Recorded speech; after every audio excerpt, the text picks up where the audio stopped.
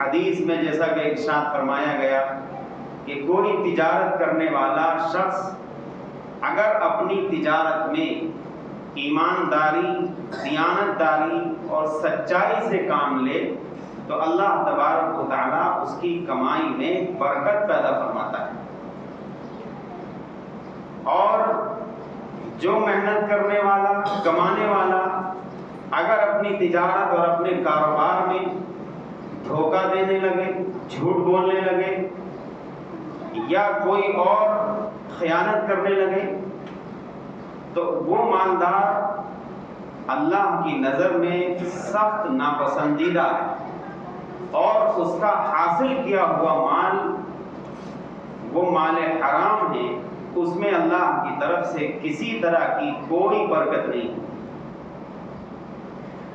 ہم لوگ دیکھتے ہیں اس وقت دنیا میں ترقی کا دور ہے، موبائل انٹرنیٹ کا دور ہے، نئی نئی ٹیکنالوجی ایجاد ہو رہی ہے، تو جہاں نئی نئی ٹیکنالوجی نے بہت سارے مسائل حل کر دیے ہیں،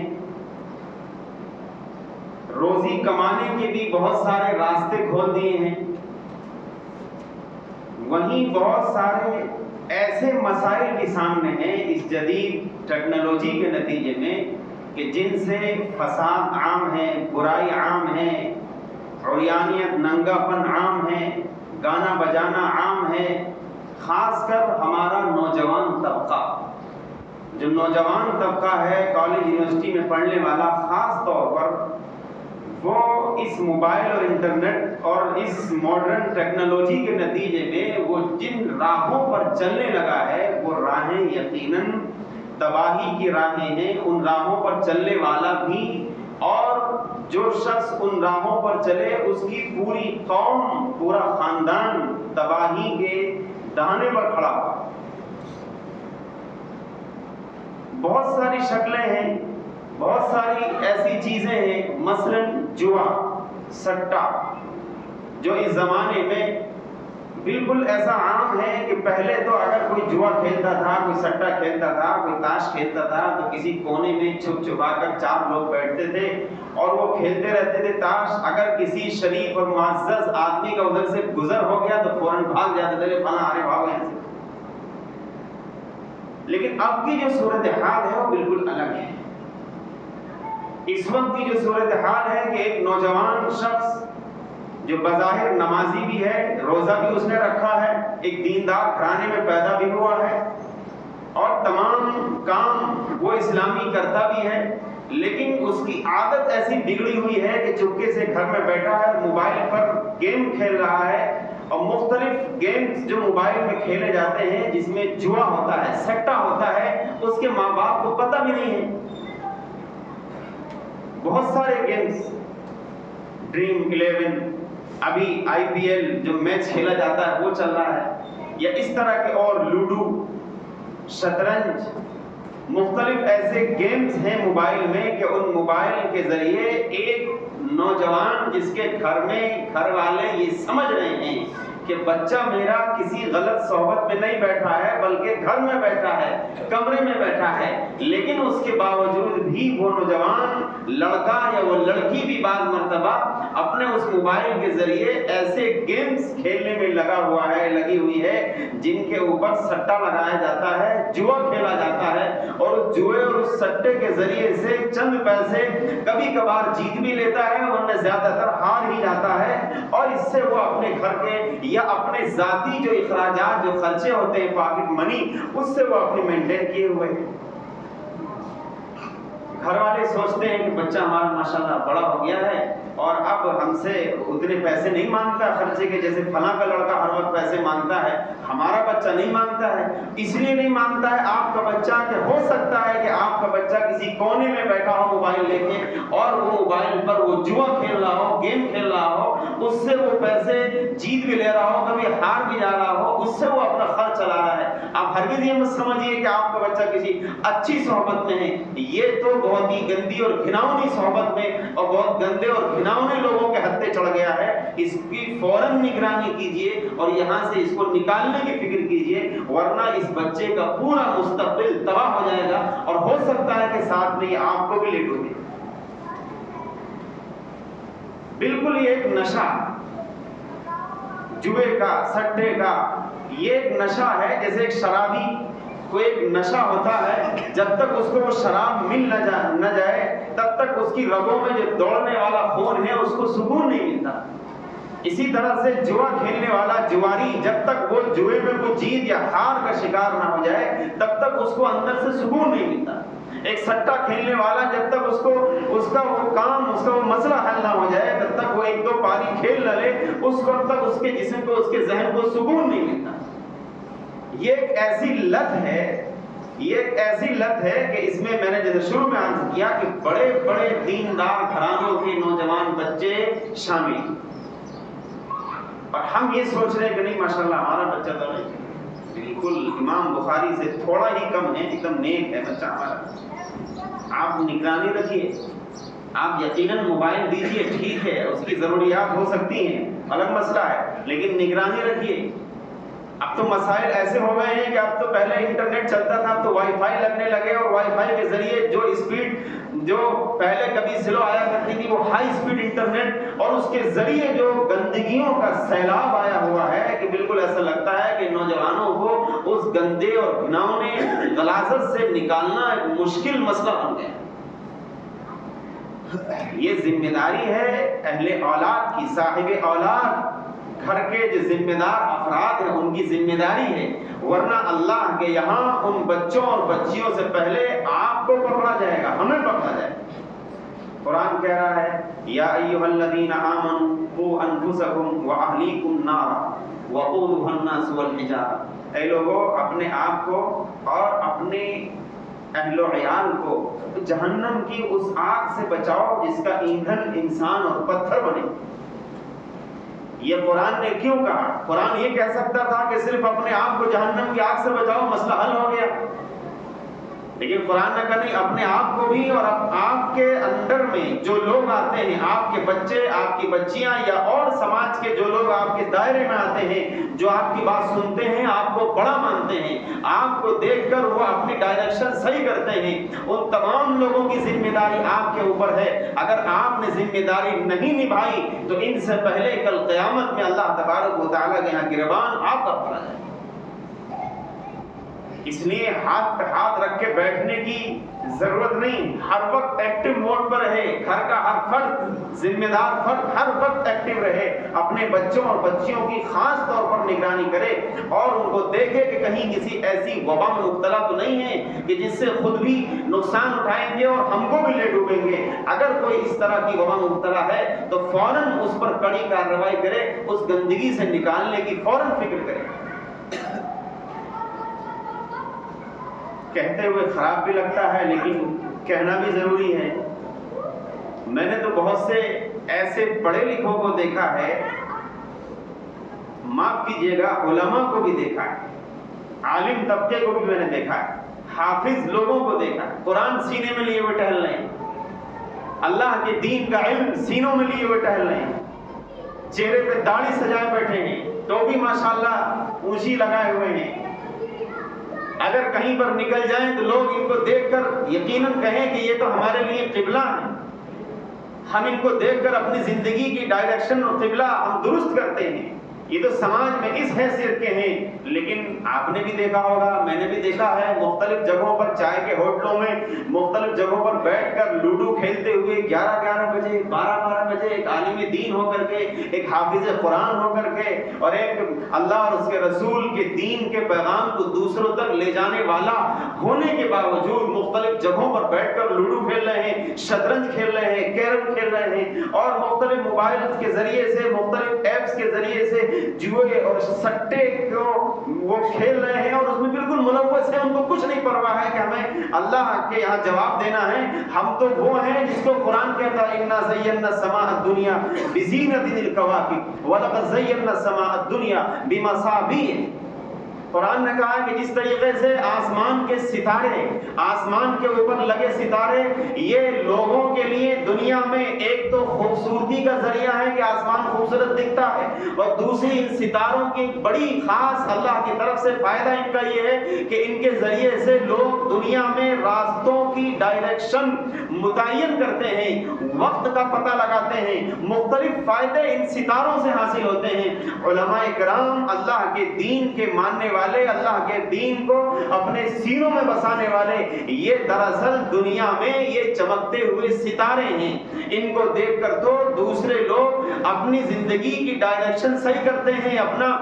قبلہ درست کرتے ہیں، اپنے اعمال درست کرتے ہیں۔ اگر یہ علماء اور یہ حفاظ اور یہ پڑھے لکھے لوگ، یہ داڑھی اور کرتے اور ٹوپی والے لوگ ہی اگر جوا کھیلنے لگے، لوڈو کھیلنے لگے، شطرنج میں مبتلا ہو جائیں، میچ اور کرکٹ میں پیسہ لگانے لگے اور کئی کئی گھنٹے اس میں برباد کرنے لگے، تو پھر آپ کس سے کہیں اور کیا کہیں اور کس کو سمجھائیں اور کس سے جا کر کہیں کہ بھائی آپ دین پر عمل کرنا شروع کر دیجئے اور آپ ذرا اسلام کو اپنے اوپر نافذ کر لیجئے، آپ کس سے کہیں؟ اب تو صورتحال یہ ہے کہ جس سے کچھ امید تھی کہ وہ اس پیغام کو لے کے اٹھے گا، وہی جب اس گندگی میں ملوث ہے تو اب پھر کس سے کہیں؟ اب تو صرف یہی ہے کہ تنہائی میں بیٹھ کر رویا جائے، اس کے علاوہ تو کوئی اب راستہ اور حل بچا نہیں۔ اسی لیے حدیث میں آتا ہے، بہت سخت الفاظ ہے حدیث کے، اول من سعرت بہ جہنم، کہ سب سے پہلے جس شخص کے ذریعے جہنم کو دہکایا جائے، جس شخص کے ذریعے سب سے پہلے جہنم کی آگ کو سلگایا جائے گا، دہکایا جائے گا، وہ کوئی زناکار نہیں ہوگا، وہ کوئی شرابی نہیں ہوگا، وہ کوئی حرام کھانے والا نہیں ہوگا۔ سب سے پہلے جس شخص کے ذریعے جہنم کو سلگایا جائے گا فہو عالم، وہ ایک عالم ہوگا۔ اس کے ذریعے سے سب سے پہلے جہنم میں جھونکا جائے گا اس کو، اور اس کے ذریعے آگ کو سلگایا جائے گا۔ سوچیے وہ کون سا عالم ہوگا؟ یہ وہ عالم ہوگا جس نے اللہ کے دین کے پیغام کو، اللہ کے دین کو، اللہ کے قرآن کو، رسول اللہ صلی اللہ علیہ وسلم کی حدیث مبارک تعلیمات کو اپنے سینے میں بسانے کے باوجود اس پر عمل نہیں کیا ہوگا۔ علم تو ہوگا لیکن اس کے باوجود جوا کھیلتا ہوگا، عالم تو ہوگا اس کے باوجود جو ہے سٹے کا عادی ہوگا، اس کے باوجود پتنگ بازی کا عادی ہوگا، کبوتر بازی کا عادی ہوگا، اور مختلف ذرائع سے، مختلف طریقوں سے حرام کسی طریقے سے اکٹھا ہو جائے اور پیٹ جہنم بھر جائے، اس کا وہ نشیڑی اور عادی ہوگا۔ اس قسم کا عالم فرمایا کہ سب سے پہلے جہنم کی آگ کو اس سے سلگایا جائے گا۔ ہرگز میں برائی کرنا میرا مقصد نہیں ہے اور میری حیثیت بھی نہیں ہے کسی عالم کو کہوں، اس لیے میں نام کسی کا نہیں لے سکتا۔ دیکھتے آپ بھی ہوں گے، ایسا نہیں ہے، سماج میں آپ بھی رہتے ہیں، اٹھتے بیٹھتے آپ بھی ہیں، چائے کے ہوٹلوں پہ گزرتے آپ بھی ہیں، ہم بھی گزرتے ہیں۔ آپ خود دیکھ کے اندازہ لگا لیجئے کہ جن کو دیکھ کر ہم اپنا قبلہ درست کرتے، جن سے ہم مسائل پوچھتے، جن کے پاس بیٹھ کر ہم دین سیکھتے، ان کی صورتحال یہ بنی پڑی ہے، تو ہم کس سے کہیں؟ ہم تو کچھ کہنے کے لائق نہیں بچے۔ اس لیے وہ علماء کرام، وہ حفاظ کرام، وہ دیندار تبلیغی جماعت سے منسلک وہ حضرات، ان کی یہ خاص ذمہ داری ہے نمبر 1 پر کہ وہ اپنے اعمال کو درست کر لیں، سدھر جائیں، اپنی نیتوں کو صحیح کر لیں، اپنے ذہن کو صحیح کر لیں، اپنے لین دین، اپنے معاملات کو درست کر لیں، اپنے معاملات کو صاف کر لیں اور سدھر جائیں، ورنہ قیامت آنے سے پہلے اس دنیا میں تمہاری نحوست اور بدعمالیوں کی وجہ سے قوموں پر عذاب آئے گا، بالکل آئے گا، سدھر جائیں۔ یہ اس قسم کی جو بیماریاں ہوتی ہیں، شراب، ایک شراب تو یہ ہے کسی ٹھیکی پہ جا کر کوئی آدمی پورا بیگ اپنے اندر اتار لے، وہ نشہ، اس کو سب حرام سمجھتے ہیں۔ اس کے علاوہ کتنے نشے اور کتنی نشے کی چیزیں دنیا میں عام ہیں، آپ کے ہمارے بچے ان کو پیتے ہیں، کسی طرح کی کسی کے ماتھے پہ کوئی شکن نہیں۔ مختلف ناموں سے، بیئر کے نام سے، تو کبھی کسی انرجی ڈرنک کے نام سے، تو کہیں اور مختلف مشروبات کے نام سے مارکیٹ میں بکتی ہیں۔ کیا آپ نہیں جانتے کہ بچے پیتے ہیں؟ کیا ہم نہیں جانتے کہ بچے پیتے ہیں؟ کبھی باپ نے کبھی اپنے بچے سے پوچھا نہیں کہ بیٹا تم جو یہ ڈرنک انرجی ڈرنک کے نام پہ تم جو پی رہے ہو اس کا ذرا فارمولا نکال کے دکھاؤ، اس میں تو الکوہل ملا ہوا ہے، یہ تو نشے کے لیے، تم کیوں اس کو پی رہے ہو؟ کیا کبھی کسی باپ کو یہ توفیق نہیں ہوتی کہ اپنے بچوں سے پوچھے اور ان کے اوپر سختی کرے، ان کو سمجھائے؟ بالکل نہیں توفیق۔ ایک ایسے مست ہیں بالکل برائیوں میں، ایسے دھسے چلے جا رہے ہیں، جسے قرآن نے کہا ہے کہ رسول اللہ صلی اللہ علیہ وسلم جس وقت اس دنیا میں تشریف لائے اس وقت لوگوں کی حالت یہ تھی کہ لوگ بالکل ایسا لگتا تھا اپنی بدعمالیوں کے نتیجے میں جہنم میں کودے چلے جا رہے ہیں۔ وَكُنْتُمْ عَلَى شَفَا حُفْرَةٍ مِّنَ النَّارِ فَأَنْقَذَكُم مِّنْهَا، قرآن نے کہا کہ تم تو بالکل جہنم کے دہانے پر، اس کی باؤنڈری لائن پر ایک دم کھڑے ہوئے تھے، اللہ نے تم کو بچا لیا۔ رسول اللہ صلی اللہ علیہ وسلم نے ایک موقع پر ارشاد فرمایا کہ اے لوگوں، میری مثال تو بالکل ایسی ہے کہ ایک آدمی ہو اور اس نے آگ جلائی ہو اور اس آگ میں مختلف پتنگے اور کیڑے مکوڑے اس میں کود رہے ہیں، اور وہ آدمی ہے کہ ان کیڑوں مکوڑوں کو اس آگ سے دور کر رہا ہے کہ دور ہو جاؤ، مان جاؤ، ورنہ اس میں کودو گے تو جل جاؤ گے۔ بالکل ایسے ہی تمہاری بھی حالت ہے کہ تم اپنی بدعمالیوں کے نتیجے میں جہنم میں کودے چلے جا رہے ہو، اور میں ہوں کہ تمہارے کمر سے پیچھے سے پکڑ کے تمہیں کھینچ رہا ہوں پیچھے کی طرف، اور تم ہو کہ اس میں کودے چلے جا رہے۔ ابھی رمضان المبارک کا مہینہ گزرا ہے، ابھی تو 15 دن بھی نہیں گزرے ہیں، ابھی سے یہ صورتحال کہ ایک دم پاسا پلٹ گیا بالکل۔ وہ مسجدیں جو بھری ہوئی دکھائی دیتی تھی ایک دم خالی ہو گئی۔ امام صاحب کو بھی سوچنا پڑتا ہے کہ کوئی 2-4 لوگ آ جائیں تو کوئی تکبیر کبھی جائے اور شروع کی جائے نماز۔ یہ صورتحال اتنی جلدی بدل گئی۔ علامہ سید سلیمان ندوی رحمت اللہ علیہ ایک جگہ لکھا ہے کہ ہم مسلمانوں کی صورتحال تو یہ ہے کہ آندھی کی طرح آتے ہیں جذبات میں اور بجلی کی طرح گزر جاتے ہیں، ایک دم سے آئے ہوا کرتے ہوئے ایک دم سے غائب ہو گئے۔ تو یہ عارضی جذبات اللہ کو بالکل پسند نہیں، بالکل پسند نہیں ہے۔ اس لیے ضرورت اس بات کی ہے کہ میں اپنے آپ کی فکر کروں، اپنے ماتحتوں کی فکر کروں، آپ اپنے آپ کی فکر کریں، اپنے ماتحتوں کی فکر کریں کہ سماج کا کوئی بھی معزز شخص جس کی بات دوسرے لوگ مانتے ہوں اس کی ذمہ داری بہت زیادہ ہے، بہت زیادہ ہے۔ اگر اس نے اپنی ذمہ داری نہیں نبھائی تو پھر اللہ کی قسم دنیا ہی میں اس شخص کی وجہ سے قوم تباہ ہو جائے گی، قوم تباہ ہو جائے گی۔ اس لیے ہر شخص اپنی ذمہ داری کو نبھائے، یہ نہ کہیں کہ بھائی ہم کیا کریں، بھائی ہم کیا کر سکتے ہیں، اب تو بھائی لوگ بچے بھی بڑے ہو گئے ہیں، اب اپنی مرضی کے مالک ہیں، اب ہم کیا کر سکتے ہیں۔ یہ نہیں، ایسا نہیں کہہ سکتے آپ یہ کہہ کے نہیں بچ سکتے، آپ کی ذمہ داری ہے، آپ کو نبھانا پڑے گی۔ حدیث میں ہے کلکم راع وکلکم مسئول عن رعیتی، تم میں سے ہر شخص جیسا کہ چرواہا بکری بھیڑ بکریوں کو چرانے والا شخص ہوتا ہے، اس بھیڑ بکریوں کو چرانے والے کی یہ ذمہ داری ہے کہ وہ اپنی بھیڑوں کو اپنی بکریوں کو ٹھیک ٹھیک چرائے، کسی کا نقصان نہ کرنے دے۔ وہ یہ نہیں کہہ سکتا کہ میں نے بہت بار بکری کو مارا، بہت بار میں نے بھیڑ کو تمہارے کھیت سے جانے سے روکا لیکن یہ مانتی نہیں ہے، میری کیا غلطی ہے؟ نہیں، آپ کی غلطی ہے۔ آپ جب تک ذمہ داری نبھائیں گے، جب تک کہ یہ بھیڑ اور یہ بکریاں صحیح سلامت چر کے کھا کے پی کے واپس گھر نہیں آ جاتی ہیں، ڈیلی آپ کو یہ ذمہ داری نبھانی پڑے گی۔ اگر یہ ذمہ داری آپ نے نہیں نبھائی تو پھر آپ ہی ذمہ دار ہوں گے، آپ کی غلطی مانی جائے گی، بھیڑ بکری کی غلطی نہیں مانی جائے گی۔ اسی طرح جو سماج کے بڑے لوگ ہیں، ماں باپ ہیں، دادا ہیں، یا سماج کے اور معزز افراد ہیں، ان کی یہ ذمہ داری ہے کہ ان کے ماتحت اگر ان کی آل اولاد، ان سے جڑے ہوئے لوگ، ان کے متعلقین و متعلقات کسی غلط راستے پر چلتے ہیں اور وہ یہ صرف یہ کہتے ہیں نہیں بھائی ہم نے سمجھایا تو تھا، ہمارے سمجھانے سے مانتے ہیں، ہم کیا کریں؟ آپ نہیں کہہ سکتے، آپ مرتے دم تک سمجھانا پڑے گا، آپ کو مرتے دم تک سمجھانا پڑے گا۔ اگر آپ مرنے سے پہلے بھی اگر آپ نے سمجھانا اور اصلاح کی نیت سے لوگوں کو روک ٹوک کرنا اگر چھوڑ دیا تو اس کا مطلب یہ ہے کہ آپ مجرم ہیں، اللہ کے دربار میں آپ کی پکڑ ہوگی۔ اس لیے ہر شخص اپنی ذمہ داری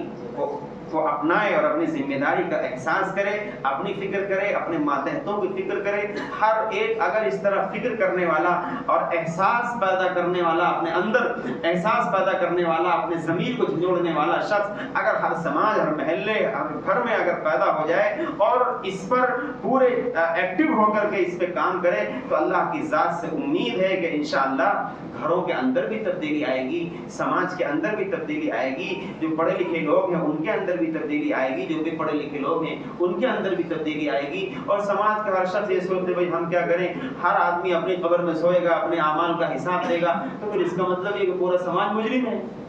رسول اللہ صلی اللہ علیہ وسلم کے اس دنیا میں آنے کا مقصد یعلمہم الکتاب ویزکیہم، کہ اللہ تبارک و تعالیٰ نے دنیا میں جو آپ کو بھیجا ہے وہ صرف اس لیے نہیں بھیجا تھا کہ محمد الرسول اللہ اب دنیا میں آنے کے بعد تسبیح پڑھ لیں، نماز پڑھ لیں اور کچھ اللہ کے آگے رو لیں، گڑ گڑا لیں، بات ختم ہو جائے، اس لیے نہیں بھیجا تھا۔ ان کے آنے کا مقصد یہ تھا کہ جو پیغام اے محمد ہم نے آپ کو دیا ہے، اس پیغام کو آپ دوسروں تک پہنچائیے، دوسروں تک پہنچائیے، اور یہ پیغام ایسا پہنچایا 23 سال کی مدت میں کہ جس وقت رسول اللہ صلی اللہ علیہ وسلم حجۃ الوداع کے موقع پر تشریف فرما تھے، صحابہ کرام ارد گرد آپ کے کھڑے ہوئے تھے، آپ علیہ الصلوۃ والسلام نے پوچھا حل بلغت، اے لوگوں بتاؤ کیا میں نے اللہ کا پیغام پہنچا دیا؟ لوگوں سے پوچھا کہ پہنچا دیا، اللہ نے جو دین مجھے لے کر بھیجا تھا کیا میں نے من عن وہ دین تم تک پہنچایا کہ نہیں پہنچایا؟ تمام صحابہ نے کہا اللہ کے رسول آپ نے یقیناً آپ نے پیغام پہنچا دیا، آپ اپنی ذمہ داری سے بری ہیں، آپ اپنی ذمہ داری سے بری ہیں۔ اسی وقت رسول اللہ صلی اللہ علیہ وسلم نے تمام لوگوں سے فرمایا تھا کہ فلیبلغ الشاہد الغائب، کہ جب میں جس پیغام کو لے کر آیا تھا میں نے تم تک پہنچا دیا، لہذا آنے والی نسلیں قیامت تک ان کے لیے ان کی ذمہ داری تمہارے اوپر ہے۔ یہاں پر جو لوگ موجود ہیں ان کی ذمہ داری ہے کہ وہ میرے اس پیغام کو دوسروں تک منتقل کریں، نسل در نسل، نسل در نسل یہ سلسلہ چلتا رہے، یہ میرے دنیا میں آنے کا مقصد ہے۔ اس لیے ہم سب اپنے اس مقصد زندگی کو پہچانیں۔ اللہ تبارک و تعالی ہم سب کے